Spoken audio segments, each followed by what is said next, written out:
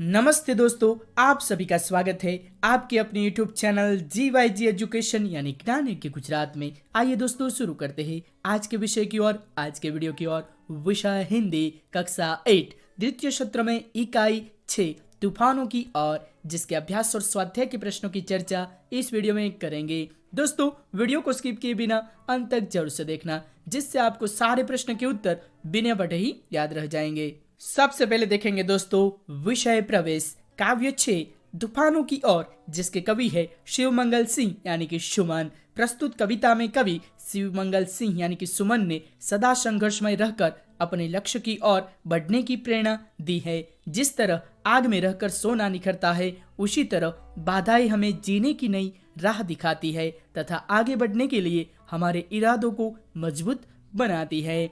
आगे देखेंगे दोस्तों, यहाँ काव्य है जिसको आपको कंठस्थ जरूर से कर लेना है। अब देखेंगे दोस्तों अभ्यास के प्रश्नों की ओर। प्रश्न 1, शुद्ध उच्चारण कीजिए। शब्द दिए गए हैं जिसका हमें शुद्ध उच्चारण करना है। देखेंगे शब्द तूफान, सिंधु, यौवन, हृदय, अंधड़, मिट्टी, स्पंदन।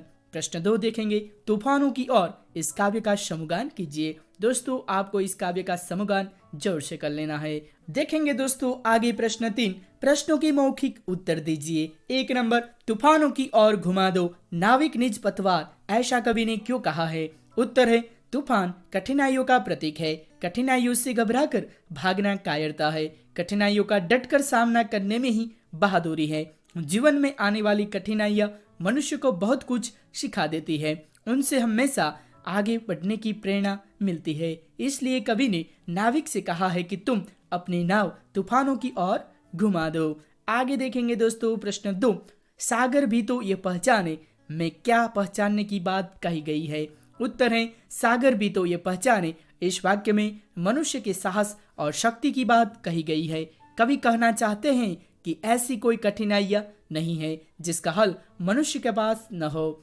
आगे देखेंगे दोस्तों प्रश्न 3, समस्या आने पर हमें क्या करना चाहिए? उत्तर है समस्या आने पर हमें भयभीत नहीं होना चाहिए। शांति और धीरज से समस्या का उचित उपाय खोजना चाहिए। प्रश्न 4, इस अंधड़ में साहस तोलो का क्या अर्थ है? उत्तर है इस अंधड़ में साहस तोलो का अर्थ है कि यह तुम्हारे साहस की परीक्षा का समय है। ऐसे कठिन समय में ही मनुष्य को अपने आप को परखने का मौका मिलता है। आगे देखेंगे दोस्तों प्रश्न 4, कविता को पढ़कर उसके नीचे दिए गए प्रश्नों के उत्तर दीजिए। तो दोस्तों यहाँ कविता दी गई है जिसके आधार पर हमें प्रश्नों के उत्तर लिखना है। देखते हैं दोस्तों प्रश्न और उसके उत्तर। 1 नंबर, प्रश्न के उचित विकल्प पर गोल का निशान लगाइए। क, किताबों में कौन चहचहाता है? 3 ऑप्शन में से हमारा सही आंसर है चिड़िया। ख, किताबें किसके किस्से सुनाती है? 3 ऑप्शन में से सही आंसर है परिया, यानी कि किताबें परिया के किस्से सुनाती है।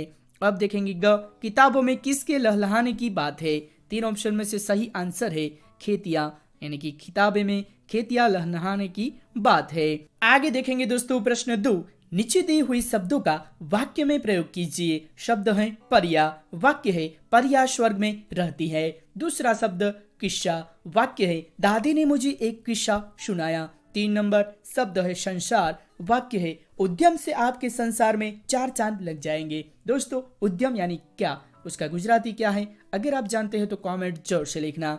आगे देखेंगे 4 नंबर, शब्द है भरमार, वाक्य है मेले में खिलौनों की भरमार थी। आगे है दोस्तों प्रश्न 3, निम्नलिखित प्रश्नों के उत्तर दीजिए। क, किताबों में क्या क्या है? उत्तर है किताबों में चिड़ियों की चहचहाट, खेतों का लहलहाना, झरनों का गुनगुना, परियों के किस्से, रॉकेट का राज, साइंस की आवाज और ज्ञान का भंडार है। अब देखेंगे दोस्तों ख, हमें किताबें क्यों पढ़नी चाहिए? उत्तर है किताबों से हमें तरह तरह की जानकारी मिलती है। किताबें हमारा ज्ञान बढ़ाती है, वे हमारा मनोरंजन करती है, इसलिए हमें किताबें पढ़नी चाहिए। तो दोस्तों आपका क्या कहना है, हमें किताबें पढ़नी चाहिए या नहीं? कमेंट यस या नो जरूर से लिखना।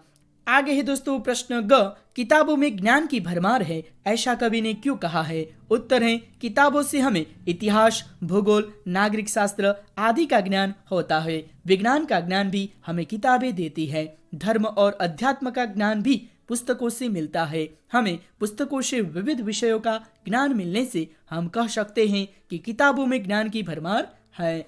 अब देखेंगे ख, इस काव्य को उचित शीर्षक दीजिए। तो आंसर है उचित शीर्षक बोलती किताबें। अब देखेंगे प्रश्न 5। चित्र देखकर नीचे दिए गए शब्दों की मदद से छोटी सी कहानी बनाकर अपने वर्ग में सुनाइए। तो दोस्तों यहाँ चित्र दिया गया है और यहाँ शब्द भी दिए गए हैं जिन्हीं के आधार पे हमें कहानी का निर्माण करना है। तो देखेंगे दोस्तों कहानी दी गई है जिसका आपको स्क्रीनशॉट जरूर से लेना है जिससे हमारा वीडियो बहुत लंबा ना हो। अब देखेंगे दोस्तों आगे प्रश्न 6। आपके गांव में बाढ़ आए तो उस समय आप क्या करेंगे? गांव छोड़कर चले जाएंगे या गांव वालों की मदद करेंगे? अपने विचार कारण सहित बनाइए। उत्तर है मेरे गांव में बाढ़ आ जाए तो मैं अपने गांव में ही रहूंगा और अपनी यथाशक्ति गांव के लोगों की मदद करूंगा। आपत्ति के समय अपने गांव वालों की मदद करना हमारा कर्तव्य है। मैं अपने पड़ोसियों और मित्रों की परिवारों की हर तरह से सहायता करूंगा। मैं यथाशक्ति उनकी जरूरतों को पूरा करने का प्रयत्न करूंगा। उस समय यही मेरा धर्म होगा और मैं साहसपूर्वक इस धर्म का पूरी तरह पालन करूंगा। आगे देखेंगे दोस्तों प्रश्न 7। निम्नलिखित कहावतों का वाक्य में प्रयोग कीजिए। 1 नंबर उल्टा चोर कोतवाल को डांटे, जिसका वाक्य है गलती तुम्हारी है और दोष तुम मुझे दे रहे हो। अरे वाह, उल्टा चोर कोतवाल को डांटे। 2 नंबर न रहेगा बास न बजेंगी बांसुरी, वाक्य है टीवी के कारण तुम लोग पढ़ नहीं सकते, तुम्हारे लिए यही अच्छा रहेगा कि टीवी ही निकाल दिया जाए। न रहेगा बास न बजेगी बांसुरी। अब देखेंगे आगे 3 नंबर 4 दिन की चांदनी फिर अंधेरी रात, वाक्य है महेश को सिर्फ 2 महीने के लिए नौकरी मिली थी। 2 महीने होने पर महेश ने कहा 4 दिन की चांदनी फिर अंधेरी रात। 4 नंबर अब पछताए होत क्या जब चिड़िया चुग गई खेत, वाक्य है रमेश परीक्षा में अनुत्तीर्ण हो गया तो परीक्षा के लिए पर्याप्त परिश्रम न करने पर पछता रहा था।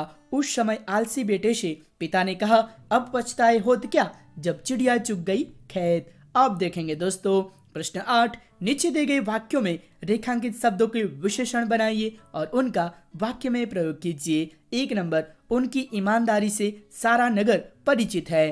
तो ईमानदारी यानी कि ईमानदार, वाक्य है महेश ईमानदार व्यक्ति है। 2 नंबर हमारी अमीरी लोगों को उपयोगी होगी, जिसमें अमीरी शब्द रेखांकित है।